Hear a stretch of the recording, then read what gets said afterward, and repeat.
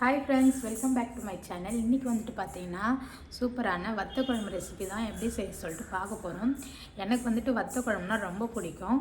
யாருக்கெல்லாம் வத்த குழம்பு பிடிக்கும்னு சொல்லிட்டு கமெண்ட்டில் சொல்லுங்கள். ஏன்னா எந்த ஒரு ஃபங்க்ஷன் போனாலுமே காரக்குழம்பு வத்த குழம்பு தான் ஃபஸ்ட்டு வந்துட்டு நம்ம கேட்டு சாப்பிடுவோம். அந்த மாதிரி நான் வந்துட்டு என்னுடைய ஸ்டைலில் எப்படி வத்த குழம்பு வைக்கிறதுன்னு சொல்லிட்டு தான் இந்த வீடியோவில் பார்க்க போகிறோம். வாங்க வீடியோக்குள்ளே போகலாம். Hit it! That's what I'm talking about. Wait! Okay, now, from the beginning. Friends, நம்மளுடைய சிம்பிளான வத்தல் குழம்புக்கு ஃபஸ்ட்டு நம்ம வந்துட்டு நல்லெண்ணெய் சேர்த்துக்கலாம். நல்லெண்ணெய் வந்துட்டு ஒரு 4 ஸ்பூன் அளவுக்கு சேர்த்துக்கலாம்.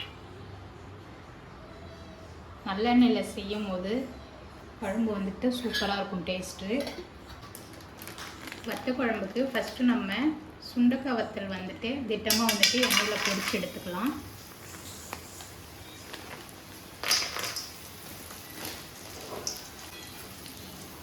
சுண்டக்காய் வத்தல் தான் நாங்கள் வாங்கியிருக்கோம். அதுதான் வந்துட்டு எண்ணெயில் நம்ம பொரிச்சிட்டோம். கருகாமல் வந்துட்டு நம்ம வந்துட்டு எடுத்துக்கலாம்.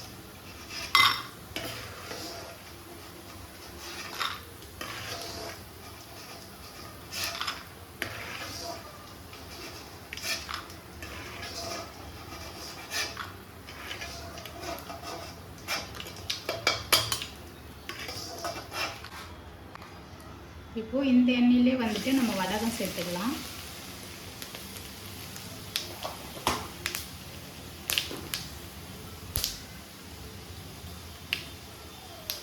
வடகம் நல்லா பொரிஞ்சிடுச்சு. இப்போது சின்ன வெங்காயம் வந்துட்டு ஒரு 15 வெங்காயம் அளவுக்கு நான் கட் பண்ணி எடுத்துக்கிறேன். 2 அதை சேர்த்துக்கலாம்.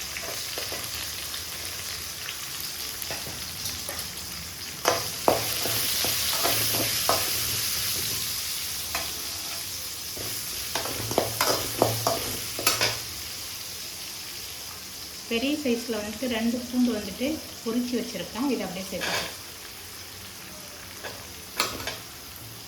வத்தல் குழம்புக்கு சின்ன வெங்காயம் பூண்டெல்லாம் சேர்த்து செய்யும்போது நல்லாயிருக்கும் டேஸ்ட்டு.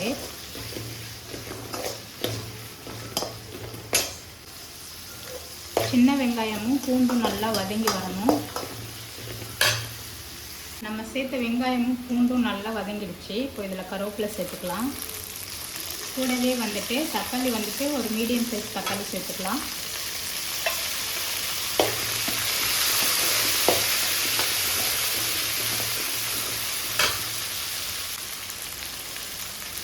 கத்திரிக்காய் வந்துட்டு ஒரு 2 கத்திரிக்காய் தான் இருக்குது, அது சேர்த்துக்கலாம்.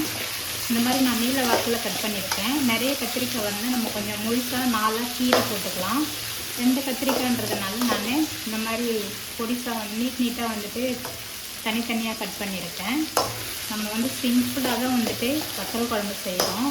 டேஸ்ட்டுமே ரொம்ப சூப்பராக இருக்கும்.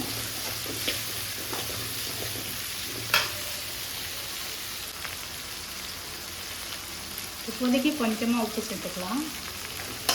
அப்போ தான் நல்லா வந்துட்டு வதங்கி வரும். நம்ம சேர்த்துருக்க கத்திரிக்காயெல்லாம் நல்லா வதங்கி வரும். நம்ம சேர்த்த கத்திரிக்காயெல்லாம் வந்துட்டு நல்லா வதங்கிடுச்சு. இப்போ வந்துட்டு நான் ஒரு லெமன் சைஸ் புளி வந்துட்டு கரைச்சி வச்சுருக்கேன். இதை சேர்த்துக்கலாம்.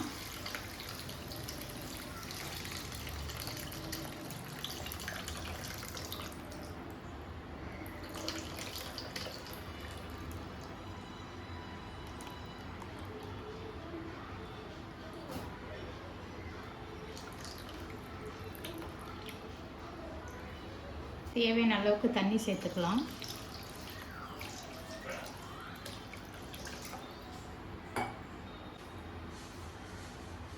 இந்த மாதிரி பெரிய ஸ்பூனால் 1 ஸ்பூன் வந்துட்டு குழம்பு மிளகாய் தூள் சேர்த்துக்கலாம்.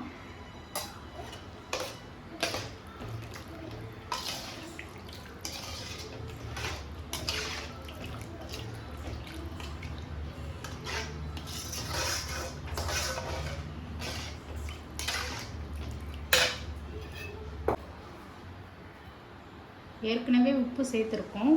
உப்பு கொஞ்சம் சேர்த்துக்கலாம்.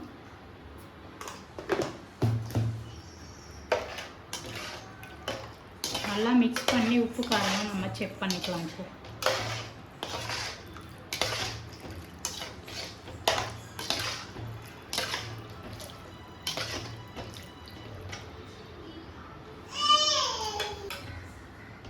உப்பு காரெல்லாம் சரியாக இருக்குது. இப்போ குழம்பு வந்துட்டு ஒரு கொதிக்க வச்சதுக்கப்புறம் நம்ம முருங்கைக்காய் சேர்த்துக்கலாம்.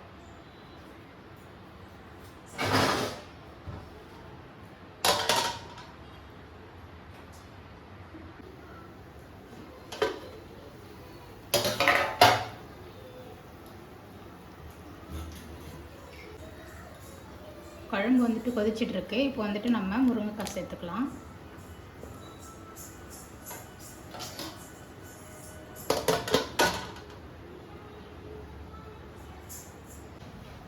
இப்போ நம்ம வத்த குழம்புக்கு வந்துட்டு ஒரு மசாலா அரைச்சிக்கலாம் ஃப்ரெண்ட்ஸ். தேங்காய் வந்துட்டு நான் ஒரு 2 ஸ்பூன் அளவுக்கு சேர்த்துருக்கேன். இதில் 1 ஸ்பூன் அளவுக்கு சோம்பு, 1/2 ஸ்பூன் சீரகம், 1/2 ஸ்பூன் மிளகு சேர்த்துக்கிறேன்.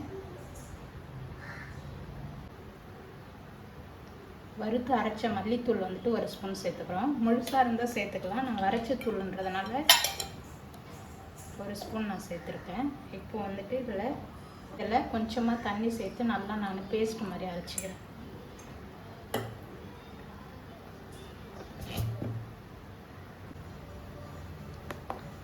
இந்த அளவுக்கு வந்துட்டு நம்ம அரைச்சிக்கலாம் ஃப்ரெண்ட்ஸ். இந்த அளவுக்கு வந்துட்டு நான் அரைச்சி எடுத்திருக்கேன்.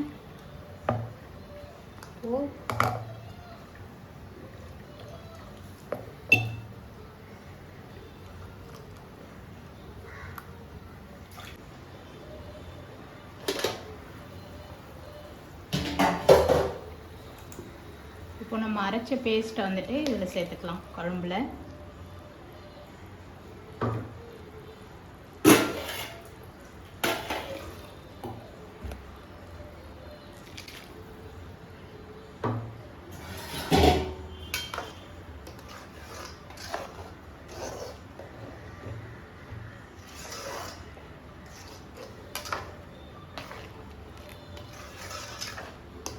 குழம்பு நல்லா கொதிக்க நல்லா கொஞ்சம் கெட்டியாகும். வத்த குழம்பு டேஸ்ட்டாக இருக்கும்.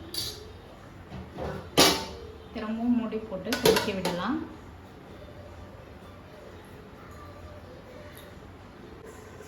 ஃப்ரெண்ட்ஸ், இப்போ நம்ம வத்த குழம்பு எப்படி இருக்குன்னு சொல்லிட்டு திறந்து பார்க்கலாம். நல்லா நம்ம அரைச்சி ஊற்றின மசாலாலாம் வந்துட்டு கெட்டியாக இருக்குது.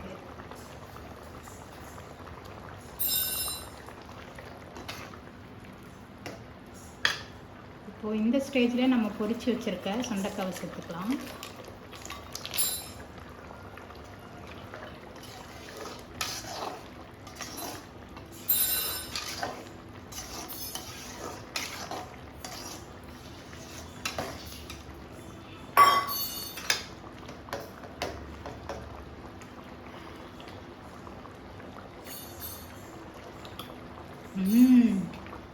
சூப்பராக இருக்குது ஃப்ரெண்ட்ஸ் நம்மளுடைய வத்தல் குழம்பு.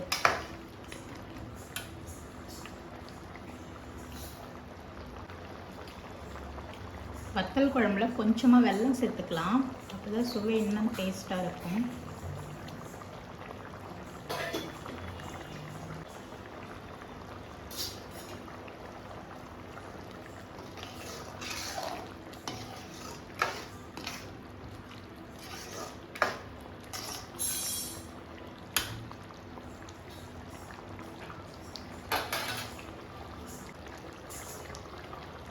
நம்மளுடைய வத்த குழம்பு வந்துட்டு சூப்பராக ரெடி ஆயிடுச்சு. அவ்வளோதான் ஃப்ரெண்ட்ஸ், செம்ம சூப்பர் வாசனையாக இருக்குது. இதுக்கு அப்படியே அப்பளம் பொரிச்சு விட்டு சாப்பிட்டா வேறு லெவலில் இருக்கும். அடுப்பு ஆஃப் பண்ணிக்கலாம். ஃப்ரெண்ட்ஸ், இன்றைக்கி நம்ம வீட்டில் லன்ச் ரெசிபி என்னென்னு பார்த்தீங்கன்னா சுட சுட சாதம், அதுக்கப்புறம் வந்துட்டு அப்பளம் பொரிச்சிருக்கேன் தொட்டுக்கிறதுக்கு. மெயினாக வந்துட்டு வத்தல் குழம்பு, சுண்டைக்காய் வத்தல் போட்டு வத்தல் குழம்பு வச்சுருக்கேன். ரொம்பவே எனக்கு பிடித்த வத்த குழம்பு. எனக்கு கல்யாண வீட்டுக்கு ஃபங்க்ஷன்னு போனாவே வத்த குழம்பு தான் ஃபஸ்ட்டு கேட்பேன். அந்த மாதிரி தான் ட்ரை பண்ணியிருக்கேன். இந்த வீடியோ பிடிச்சிருந்தா லைக் பண்ணுங்கள், ஷேர் பண்ணுங்கள், கமெண்ட் பண்ணுங்கள்.